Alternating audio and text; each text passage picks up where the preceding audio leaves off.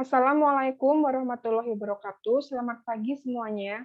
Perkenalkan, kami dari kelompok 6 yang beranggotakan yang pertama, Zulfatun Nukiyah, NIM 121190080, Nadia Alia Hanifah, 121190044, Talia Eza Qur'ani, 121190080, dan Arinta Rahmadia Putri, 121190086. Kami dari mata kuliah Metodologi Penelitian kelas C. Prodi S1 Teknik Kimia, Fakultas Teknik Industri, UPN Veteran Yogyakarta.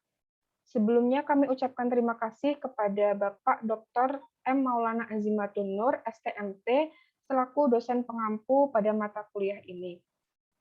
Pada kesempatan kali ini, kami dari kelompok 6 akan mempresentasikan proposal penelitian kami yang berjudul Pengaruh Waktu pada Ekstraksi Beta-Line Bit atau beta vulgaris dengan metode maserasi menggunakan pelarut metanol. Next. Pada proposal penelitian kami berisikan yang pertama ada bab 1 pendahuluan, mencakup latar belakang, rumusan masalah, tujuan, batasan masalah, dan hipotesis. Kemudian ada bab 2 yaitu tinjauan pustaka, dan bab 3 metodologi penelitian yang mencakup alat dan bahan, rangkaian alat, cara kerja, dan variabel. Next. Latar belakang.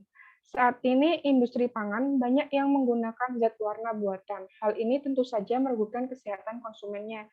Sementara masih banyak tanaman yang bisa dijadikan sebagai sumber warna alami. Sehingga tanaman saat ini memiliki peran penting dalam kehidupan manusia. Karena salah satu manfaat tanaman dapat menghasilkan pigmen, yang dimana pigmen tersebut dapat mengambil peran sebagai zat pewarna alami dan dikenal sebagai zat bioaktif karena bermanfaat bagi kesehatan tubuh manusia. Salah satu tanaman tersebut adalah buah bit. Bit atau beta vulgaris L dikenal juga sebagai shamandar. Bit mengandung pigmen yang disebut beta-line, di mana pigmen tersebut berperan sebagai pemberi warna merah ungu alami pada bit. Dari Meredith, Chan et al. Pada tahun 2017. Cara untuk mendapatkan beta-line yang terkandung di dalam bit salah satunya dengan metode maserasi. Maserasi sendiri merupakan salah satu dari metode ekstraksi, di mana metode ini dilakukan dengan proses perendaman bahan dan pelarut yang sesuai dengan pemanasan rendah atau tanpa adanya proses pemanasan. Kemudian masuk ke rumusan masalah. Faktor yang perlu diperhatikan dalam ekstraksi metode maserasi adalah waktu. Semakin lama waktu maserasi, maka semakin lama pula kontak antara pelarut dengan bahan. Menurut Wahyuni dan Wijanarko pada tahun 2015.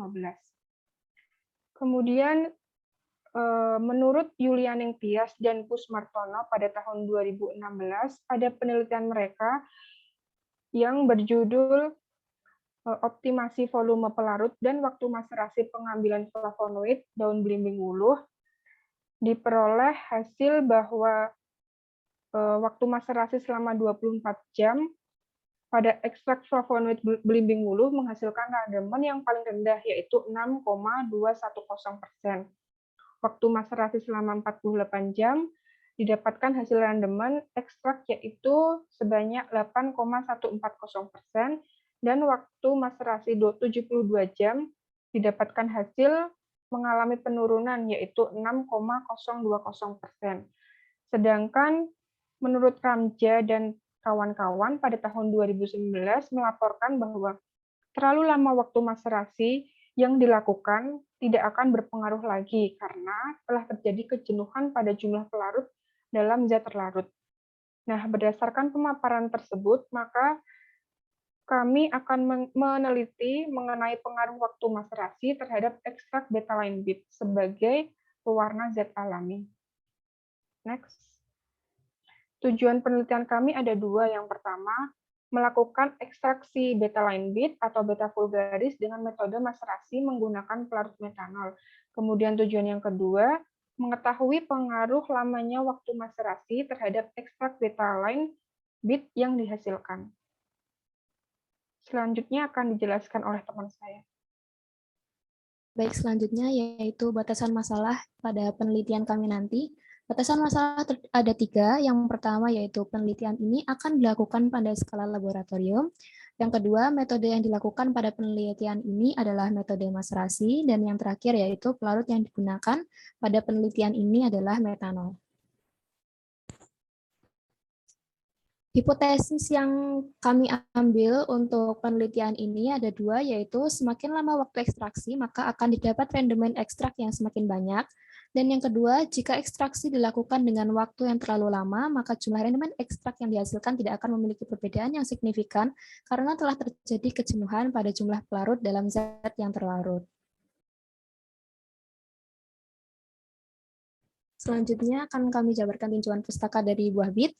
Buah bit memiliki nama ilmiah Beta vulgaris dan termasuk ke dalam keluarga Xenopodiaceae. Buah bit merupakan salah satu bahan pangan yang sangat bermanfaat. Salah satunya dapat menjadi warna alami yang dapat digunakan dalam pembuatan produk pangan. Pigmen yang terdapat dalam buah bit adalah betalain. Betalain merupakan golongan antioksidan. Nilai pH dari betalain sendiri adalah kisaran 4-6. Kandungan vitamin dan mineral yang terkandung di dalam buah bit seperti vitamin B, kalsium, fosfor, nutrisi, dan juga besi merupakan lebih dari penggunaan buah bit, menurut Martinus DKK tahun 2015. Metanol merupakan senyawa dengan struktur molekul CH3OH. Metanol adalah cairan bening dan tidak berwarna dengan titik didih 64,7 derajat Celcius serta titik leleh minus 97 derajat Celcius. Metanol memiliki massa molar sebesar 32,04 gram per mol. Metanol juga bersifat sangat larut dalam air. Metanol umum dimanfaatkan pada industri kimia, salah satunya dimanfaatkan sebagai pelarut. Metanol ialah suatu pelarut yang bersifat polar karena memiliki gugus hidroksil. Metanol memiliki kemampuan untuk mengekstraksi senyawa aktif yang larut dalam cairan ekstraseluler maupun intraseluler. Sedangkan proses ekstraksi sendiri adalah proses pemisahan satu atau beberapa bahan dari suatu padatan atau cairan dengan menggunakan pelarut. Proses pemisahan dalam ekstraksi ini terjadi karena adanya kemampuan pelarut yang berbeda-beda dalam sebuah campuran. Dalam proses ekstraksi, pelarut yang digunakan haruslah memiliki sifat kepolaran yang sama dengan bahan yang akan diekstrak, sehingga pemilihan pelarut yang tepat akan mempengaruhi keberhasilan dari proses ekstraksi ini sendiri. Beberapa jenis metode ekstraksi yang biasa digunakan antara lain maserasi, sokletasi, dan perkolasi. Dan selanjutnya akan dilanjut oleh teman saya. Yang selanjutnya adalah maserasi. Pada metode maserasi, serbuk dari zat yang akan diekstraksi dan pelarut dimasukkan ke dalam suatu wadah inert yang ditutup rapat pada suhu kamar. Setelah proses ekstraksi selesai, pelarut dipisahkan dari ekstrak dengan penyaringan. Kelebihan dari metode ini adalah metode ini dapat menghindari kerusakan senyawa-senyawa termolekul menurut Teti tahun 2014. Kemudian menurut Marjoni tahun 2016, kelebihan dan kekurangan dalam ekstraksi metode maserasi adalah yang pertama kelebihan. Peralatan yang digunakan sangat sederhana, kemudian teknik pengerjaan relatif sederhana dan mudah dilakukan. Yang terakhir adalah biaya operasionalnya relatif murah.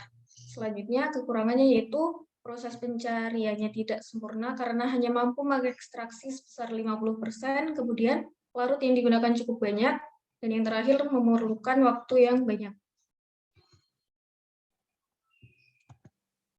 Selanjutnya, alat dan bahan yang akan kami gunakan pada penelitian kali ini adalah yang pertama ada di timbangan digital, Ayakan 30 mesh, Erlenmeyer, oven dryer, pengaduk magnetik, gelas ukur, rotary evaporator, gelas beker, blender, kemudian lampu ukur, gelas arloji, corong gelas, kemudian ada pipet tetes, Bahar funnel, buah bit, metanol 85%, dan aquades. Selanjutnya berikut adalah alat percobaan rangkaian alat maserasi dengan keterangan A adalah bejana, B adalah penutup, dan C adalah pengaduk magnetik, maksudnya pengaduk mekanik. Selanjutnya akan dijelaskan oleh teman saya. Baik, lalu selanjutnya di sini ada variabel untuk penelitian. ada independent variable dan juga dependent variable, dan untuk independennya yaitu ada variasi waktu maserasi, yaitu pada T1 berlaku 8 jam, untuk T2 16 jam, T3 24 jam, T4 32 jam, T5 40 jam, T6 48 jam, T7 56 jam, T8 64 jam, dan T9 72 jam. Dan untuk dependennya, yaitu ada berat buah bit merah, konsentrasi metanol, perbandingan sampel serbuk dan pelarut, kecepatan dan lama pengadukan, suhu dan lamanya waktu dalam rotary evaporator.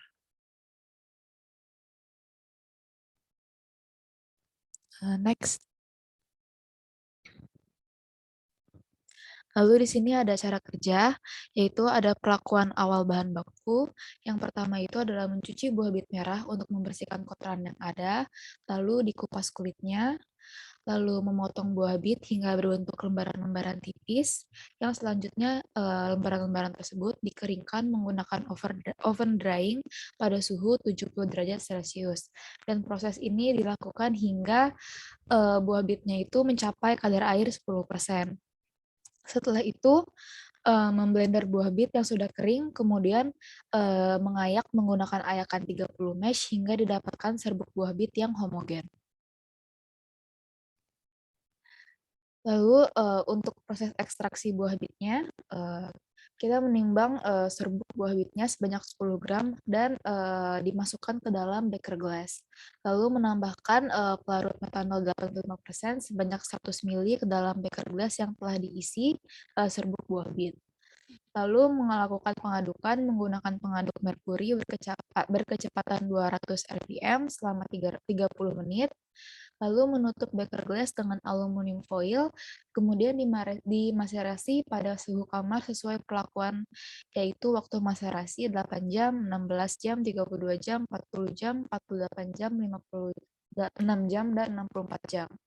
Lalu menyaring hasil maserasinya menggunakan burner funnel hingga diperoleh ekstrak cair yang bebas dari ampas. Lalu ekstrak cair tersebut dipekatkan menggunakan rotary evaporator pada suhu sekitar 80 derajat Celcius selama 1,5 jam hingga didapatkan ekstrak yang kental. Lalu jika sudah mendapatkan ekstrak yang kental, ditimbang.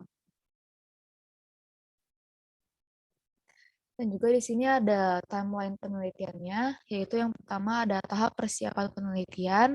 Untuk bulan ke-1, dari minggu ke-1 sampai minggu ke-3 ada literature review dan juga penyusunan proposal.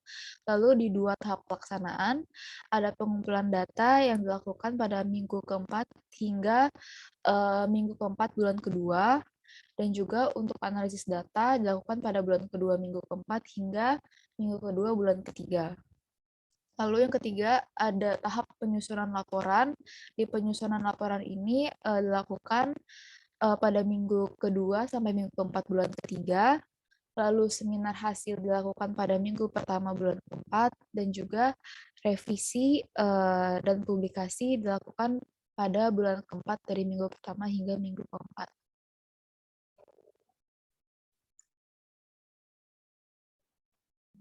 Sekian presentasi dari kelompok kami. Bila ada kekurangan atau kesalahan dalam menyampaikan materi, kami mohon maaf. Wassalamualaikum warahmatullahi wabarakatuh.